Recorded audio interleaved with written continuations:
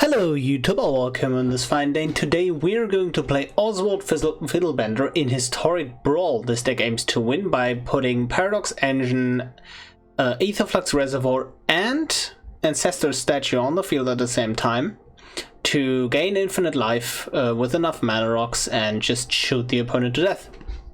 The way we achieve this, and we usually get this around turn 4 to 5, is we can play Oswald on turn 2. On turn 3, we play a 3-drop rock that taps for white. We can immediately pump this up to a 4-drop mana rock. We either get Fireman's Vessel if we are done casting spells, or if we need 2 more mana this turn, we can get Hedron Archive because it comes into play untapped. And then the next turn we float the mana and pot the 4 up to a 5 Paradox Engine and just try to stitch a win together from there. I am going to include a written combo guide that goes a bit more into detail in the description.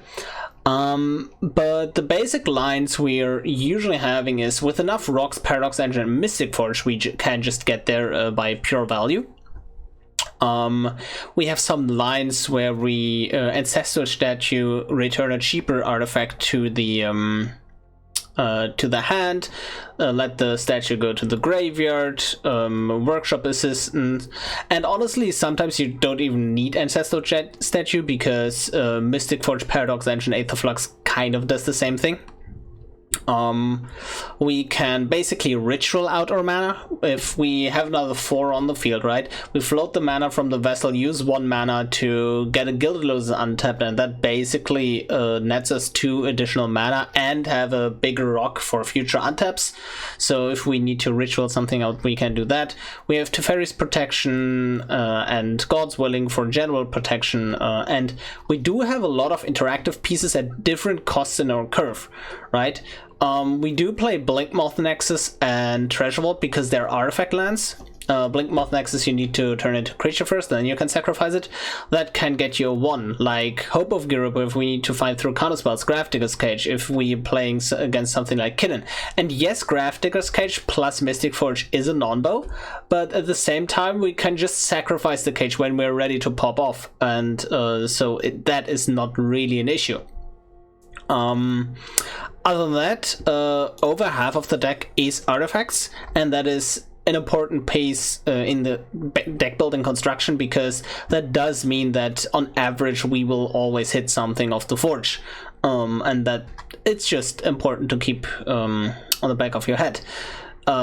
Because of our play patterns with the turn 4 kill, we're prioritizing 3-drop artifacts heavily. We don't need to go too much into the big stuff. You could even cut Dreamstone Hedron.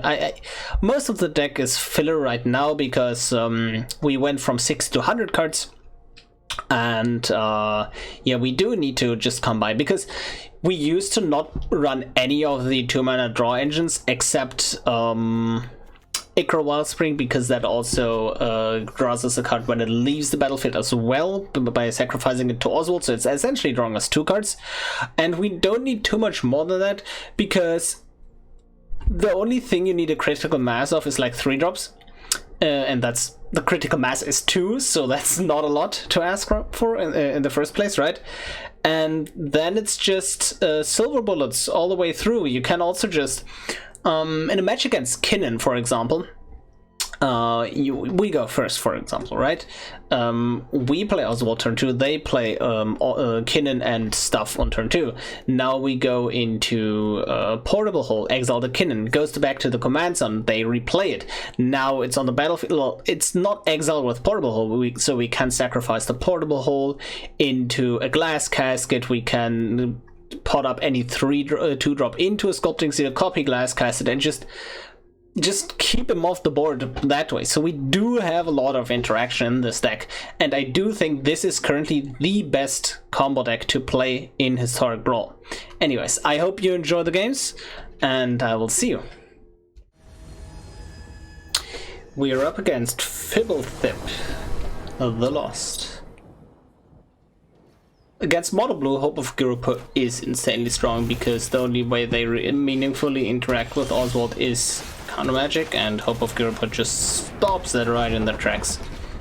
So I am going to use Hope of Ghirapur on turn 2 after an attack to stop their counter magic. Okay, if it's persistent petitioners, the game plan is going to change, obviously.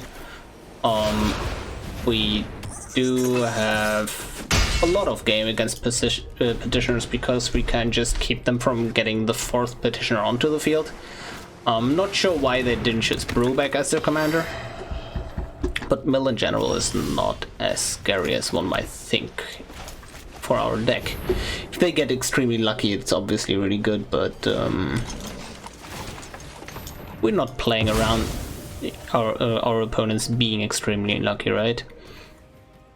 We are going to use the mana here to draw 1 additional card, I believe. I could also just go for the Traveler's Amulet, but I feel like if we see 2 to 3 draws next turn, we are just going to hit our land drop anyways. Okay, that's not a good draw. Sure. I feel like we could just start up with a Sculpting Steel on Hedron Archive, but then we don't have a 3. Sure.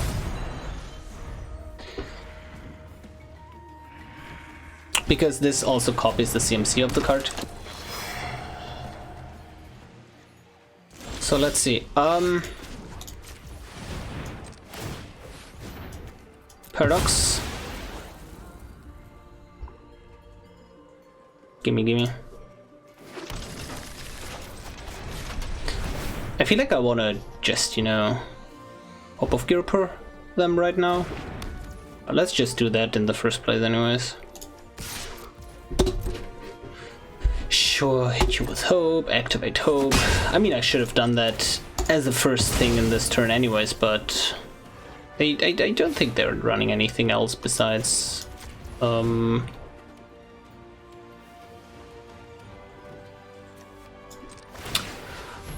besides petitioners.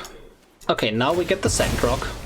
We're going to draw a card with Ichor Wellspring. Remember that we still have a land drop to make. There is our land, so that's 1 more mana. And we do need the mana right now, so I feel like basically anything. Yeah, we're going to pick the Lantern here, because then the Ghost Quarter can float for 1 white here. I'm not sure if I should Sculpting Steel here. I can just generate a bit more mana with Gravedigger's Cage right now. Oh shit, I just missed one. If they're deciding to mill here, I have the opportunity of floating the mana with the Lantern, otherwise I don't. Oh yeah, thank you, opponent. I messed up, but it's all good now.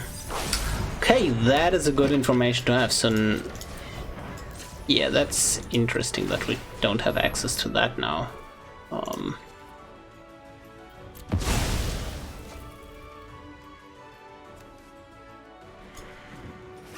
Sure.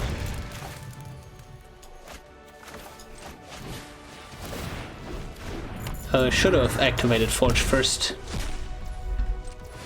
So now we sacrifice the cage, go into a 2, and now we do this. Beautiful.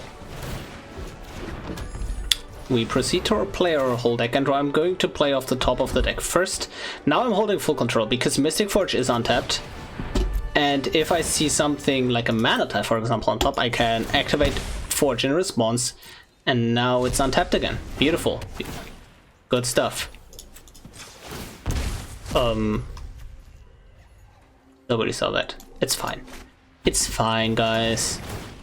So now we get into a 3. And by shuffling with Oswald, we also obviously shuffle for the Forge. So that is pretty disgusting, not gonna lie. And now we can get back the... I feel like I need 1 more mana here. I'm currently not playing optimal, as you might have noticed.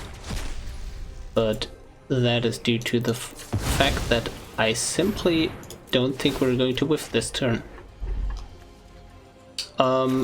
Yeah, sure, ritual that out. Sure, yep. And you see, like, you just play You just win, right? It's disgusting. Then use this as the last card, sure. Whatever. And now Aetherflux. And now the statue. Easy peasy. And that is the win. Amateurly stitched together and presented like a total buffoon. Sure. Whatever. Yes, yes. And now we grab the statue and bounce and repeat. Gain infinite life, be happy.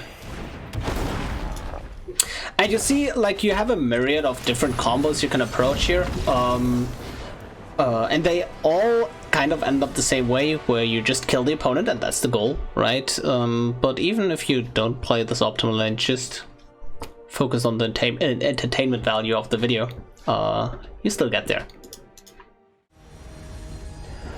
We are ready to play against Ayaras with Siona. This is a hand that would really like a third land. Other than that, I do like the Hope of Ghirapur here, stopping their various main cards. Since I'm on the draw, I'm just going to say we're going to draw a third land. There we go. So in theory, this could be a turn 4 win. But it doesn't always go your way, right? That's just how it works. Let's see, if they use removal on Hope, it kind of did its job to eat removal for Oswald. Sure, pacifism. Now I'm kind of worried though. Although I shouldn't be. Because if they use a pacifism effect on Oswald, I can just ramp into statue, return Oswald to my hand. And then it's fine anyways. Basically I blank one removal spell. Sure. Let's see. We could just remove the Siona and going Gravestone into Gravestone into Glass Casket. That's the thing. We could also just obviously Hope into Glass Casket. We could pot the Hope into a 3 right now.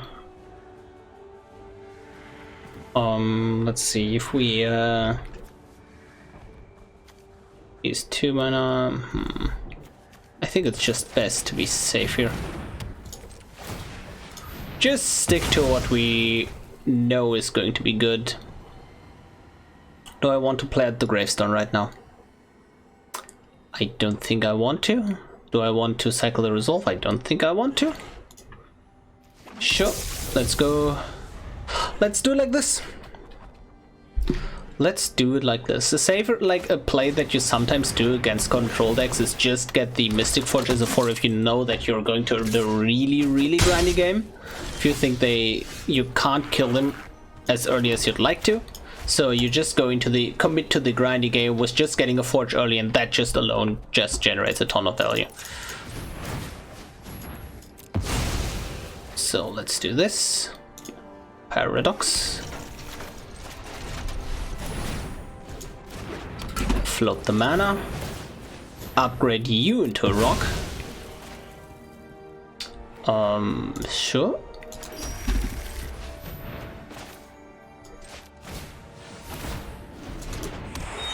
Upgrade you into a rock. And now we just have a ton of mana that hopefully can win us the game here. Let's see. Drawbridge is a ritual here.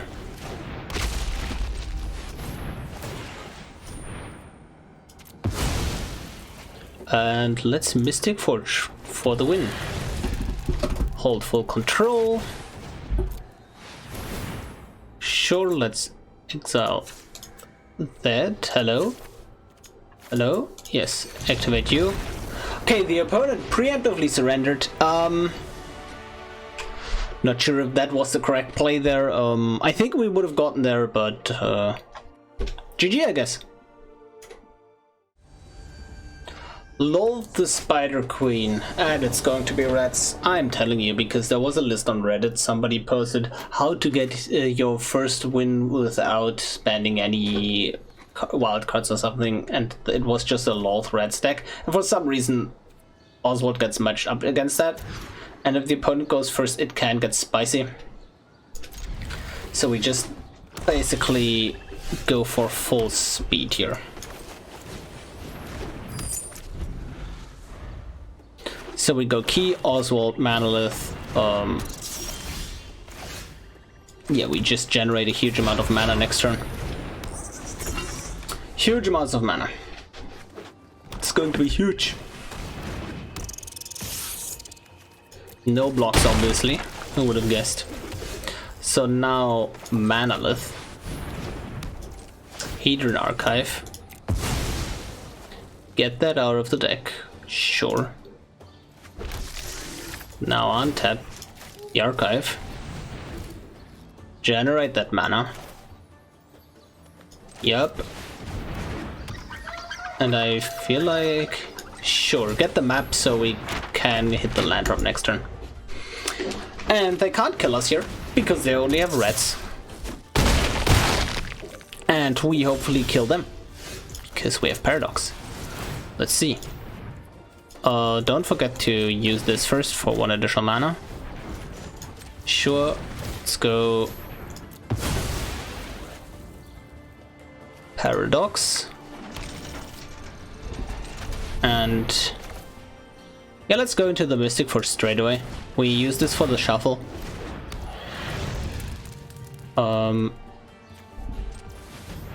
Yeah, let's exile you. I feel like I don't need you.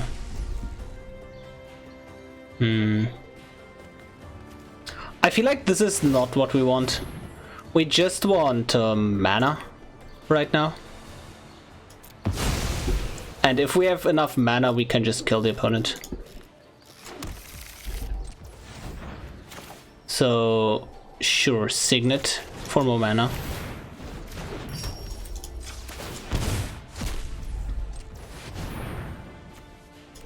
And now we get to use the upgrade the spinning wheel into a 5-man's vessel. We get to untap the 5-man's vessel to float more mana. We're getting to use the lyre here. We get to use the vessel, upgrade that into a Lotus. Get this, untap Lotus, and now we have like 1 billion mana. Oh, perfect. And now let's see where we go. Because yep, and that's guaranteed lethal. Yeah, I don't even care right now about the key because it is done. With this we have the 4. By having the 4 we get the statue. By having the statue we can upgrade basically the key to something big. What we're just going to use the lyre, it's faster. Get the reservoir. And kill them with statue.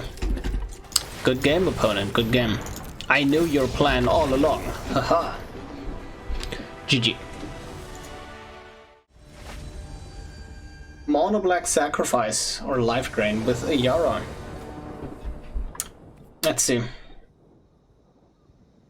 Oh, this is a hand that hopes to get carried by Zephyr and Void into a 3rd land, but if we manage to do that, we are kind of fine. Since we go first, we can go for a more aggressive instead of a passive approach, but it's 2 mana kill spell still runes, so they kinda. But we do have a lot of mana rocks, so we just can't get around that. And we can always just cycle the resolve instead of using it. So, show me what you got. You're not on land, so you go to the bottom. Oh, you're like, this would have been amazing on turn 1 because we could have just played that as a land. Who would have guessed?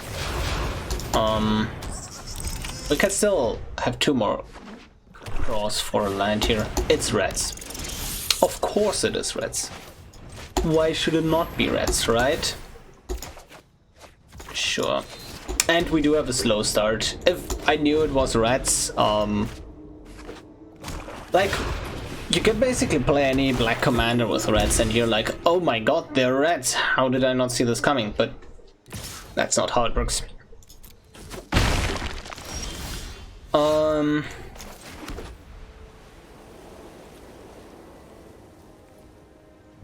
I do not have the white mana required here, but I can just pot this potion of healing up into a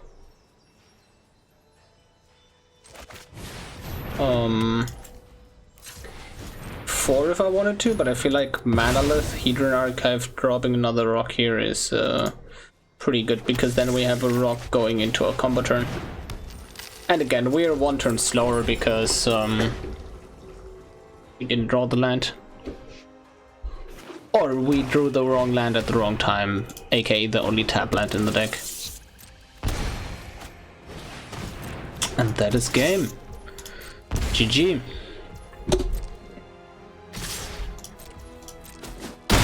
So let's see.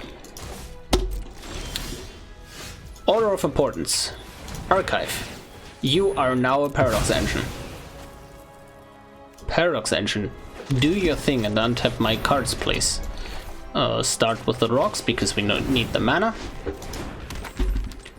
Now we can either upgrade a rock here, or we can produce more mana. And you usually want to go Forge if you're missing cards in hand that you can play after you played your rocks.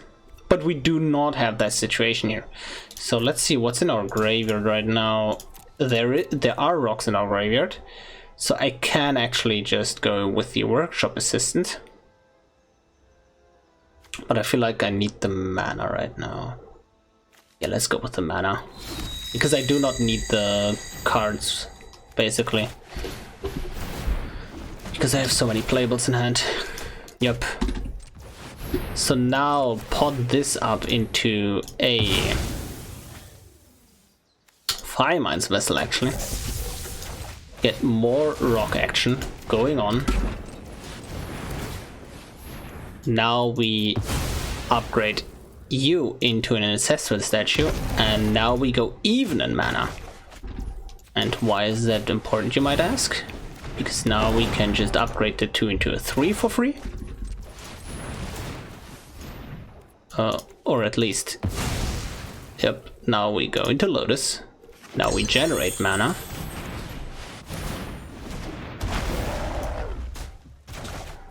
And now we go with you, we go even in mana again. We could just generate more mana by potting this up effectively into a relevant rock, right? But going even in mana is pretty good anyways. Oh, I did just grab the wrong 4. Oh, didn't see anything. I accidentally clicked on the wrong 4. I was supposed to get the Aetherflux here in this place. So let's correct that mistake right now.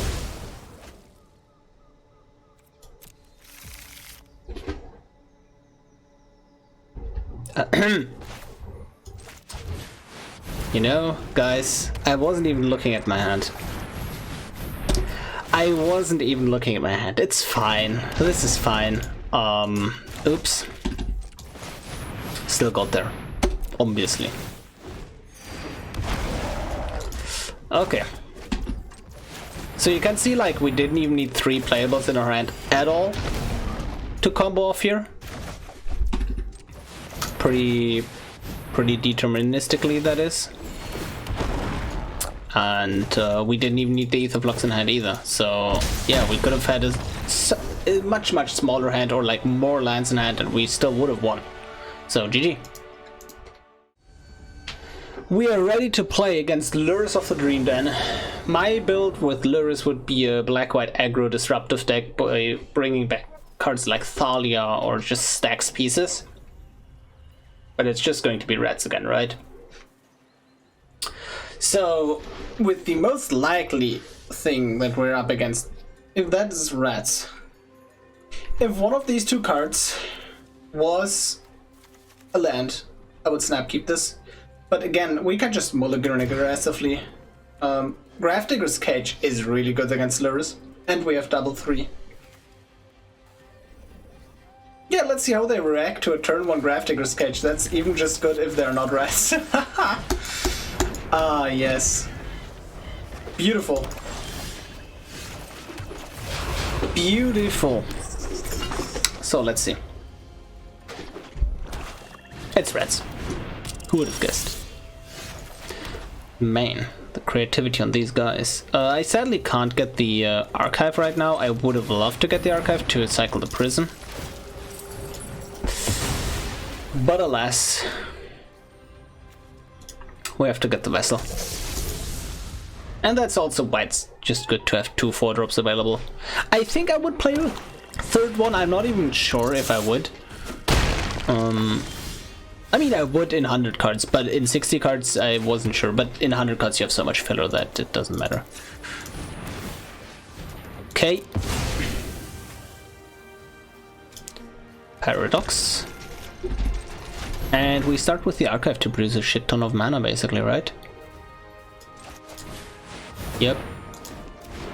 We pot the cage into a 3.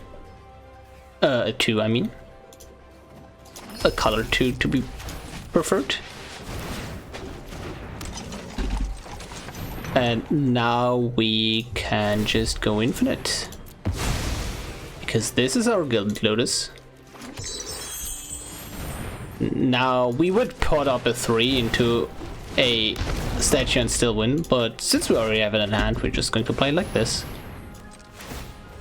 And now we pot you up into an Aetherflux. And that is the game. GG.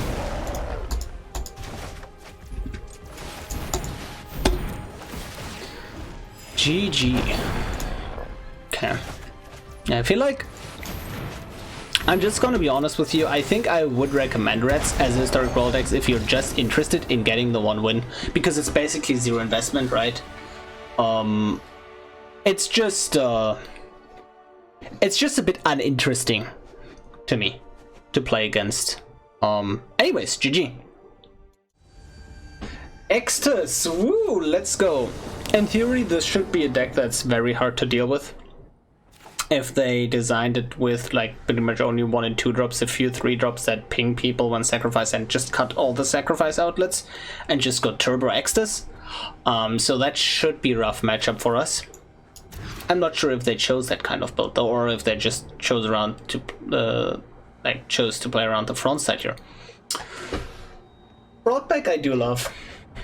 Doesn't come up too often, but it's so versatile, as like if they remove Oswald, you can bring it back in their end step. If they like, you can just sacrifice up and you get back your 4-drop rocks, and you can do so many nasty things with Broadback. Like the nastiest lines involve something like turn 1 a sacrifice artifact, basically turn 2 Oswald, turn 3 sack the sacrifice artifact for free, get sacrifice a 2-drop, then have 2 mana available, brought back, and just nasty lines.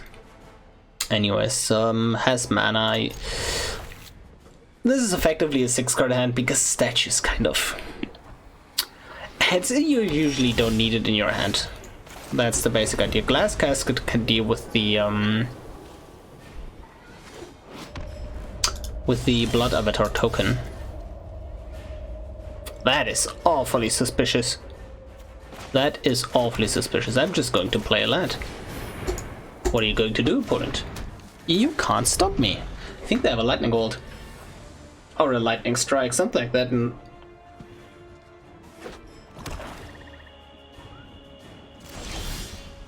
I was about to say that if we didn't draw the colored land, this would have been quite annoying.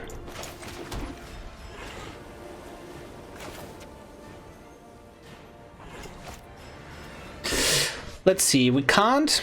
If we play the ring here, we have 6 mana next turn. If we had 7, we could go for some big power plays, essentially. If we could set 7 mana up next turn, I could drop Palladium Myr and Oswald next turn and protect them both with Broadback. I feel like this is just a nice time to drop Oswald with Broad backup. They have an exile spell, it is what it is basically. Well, they did have the exile, so I'm not wrong about that. Interesting, interesting.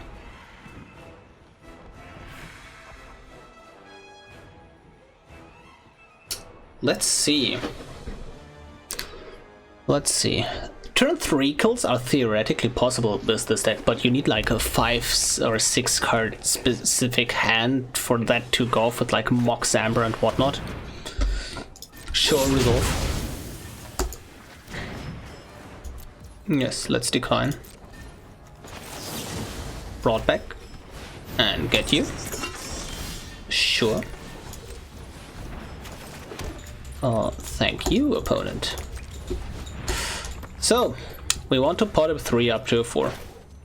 I feel like we want to do that with the Palladium Myr, just because it can't tap for mana immediately in combo turns.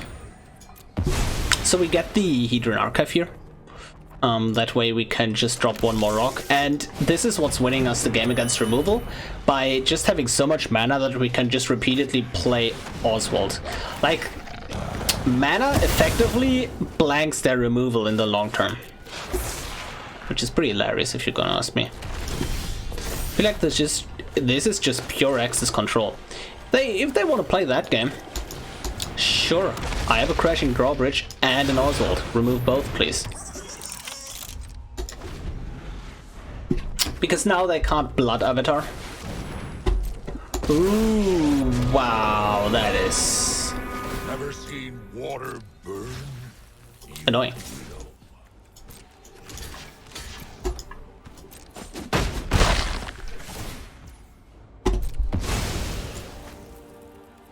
Sure, that's really annoying. Okay, let's see. I don't think we can win this turn. Oh god, I messed up my mana quite badly. Yeah, I did. So now I think the game plan is winning without having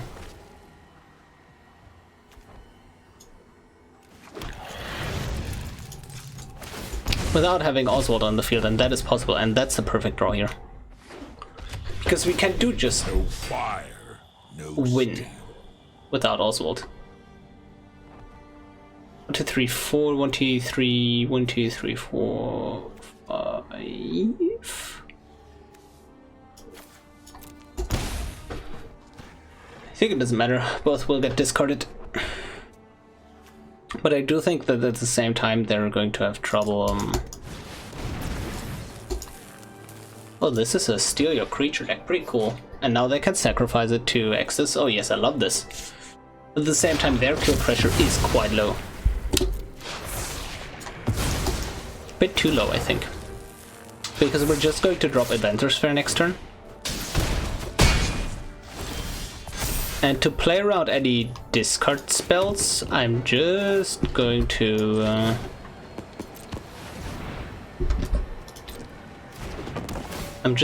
end step the Adventure Sphere. I do need to take care of my mana though.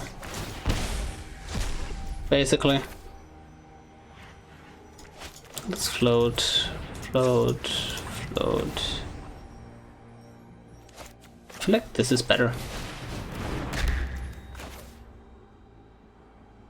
Yes, and this is the exact situation I was thinking. Yeah. Yep. I think we want to exile that and upkeep. No fire, no steel. Yeah, we don't need the statue here.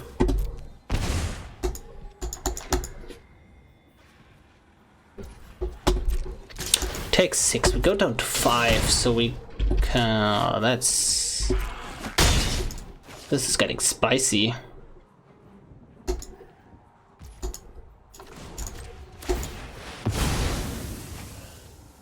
Inventor's Fair. True, we were just shuffling, right? Yeah, true. Do we find the cards. I feel like I do just want to play around. You.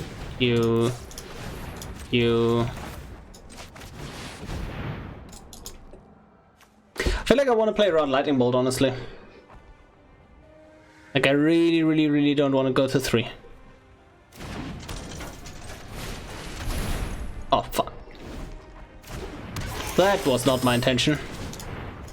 I'm sorry, so now I have to worry a bit more. Okay. Oh yeah, I do have to go lower, right? Yeah. Hold me, do it! Sure. Nope, I want to use you. Untap. And I do have enough mana that I can... So, I'm just going to assume that I don't have a bolt here. But I do have enough mana, so I can start cracking here. I can still play around Shock. I can... Oh, fuck.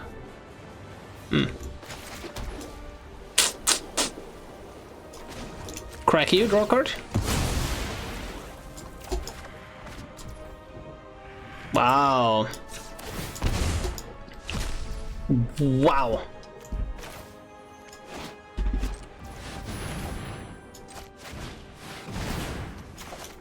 Sure, let's go to 1. Oh, perfect. Perfect. Ladder of Acceptance is really good here.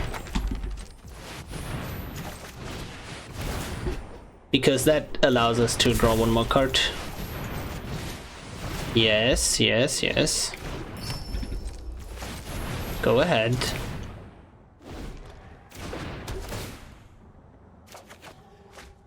Oh yes, that's 1 more shuffle. Perfect.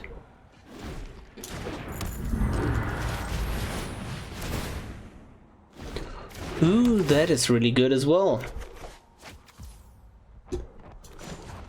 Let's draw a card.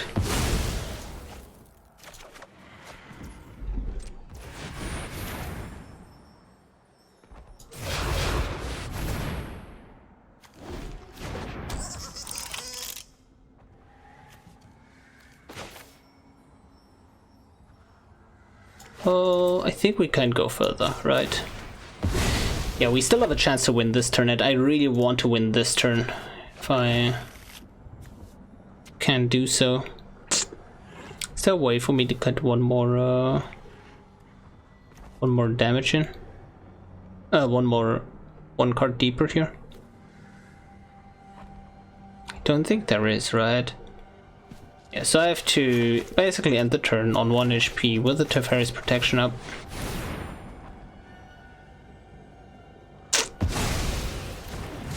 And we do 100% win next turn because we get to go with a 3 into Aetherflux, and from there just gain life every time we play cards. No fire, no steel. No, we have to discard a card. But we can't lose life. So that's pretty great. They couldn't kill us last turn, so they needed to top deck something here. Yeah, we can also just go to the infinite with getting statue back with assistant. Yeah, we were playing our outs basically. That doesn't work either. Yep. It's phasing. That is an oops, but it also doesn't matter too much. Okay. And then you are an Aetherflux Reservoir now.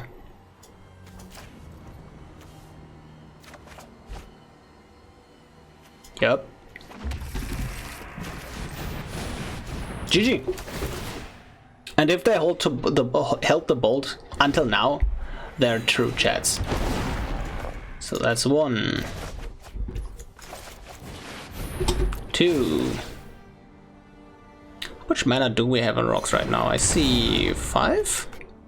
1, 2, 3, 4, 5. That's actually not too much, but again, as long as we're going even, we can just go up in the ladder and produce more and more and more mana.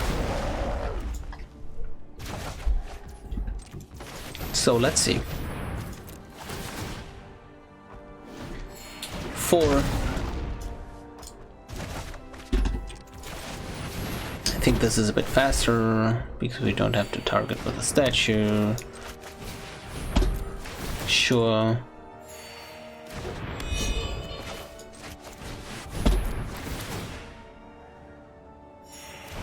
Gain more life, gain more life. Yeah, this Extus, steal your stuff and then sacrifice the stuff to awaken the blood avatar is a pretty cool idea, honestly. I go in that. I like it. But the fiddles have been banned and the opponent could not win against the artifact master. GG. So we collect the Aetherflux and pew.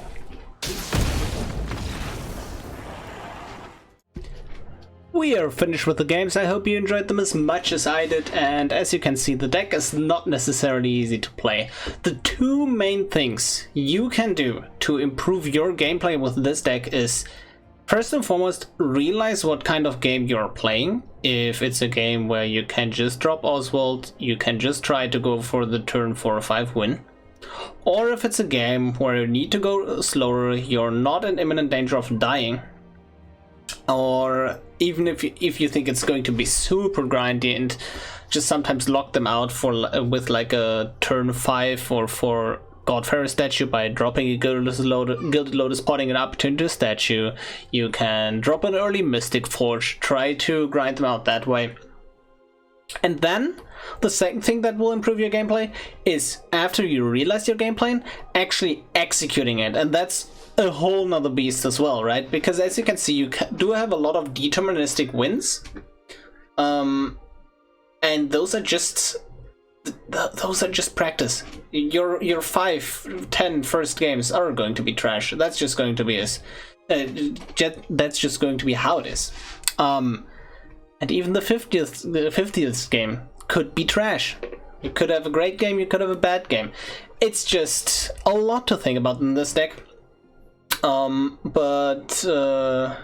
overall, I think that is one, or if not my absolute favorite combo decks to play in 100 card Historic Brawl right now, because it is consistent, the gameplay is always engaging, and you never stop thinking how you can do something. You can always have flexible options around the corner. You can interact with the opponent, you can just kill the opponent.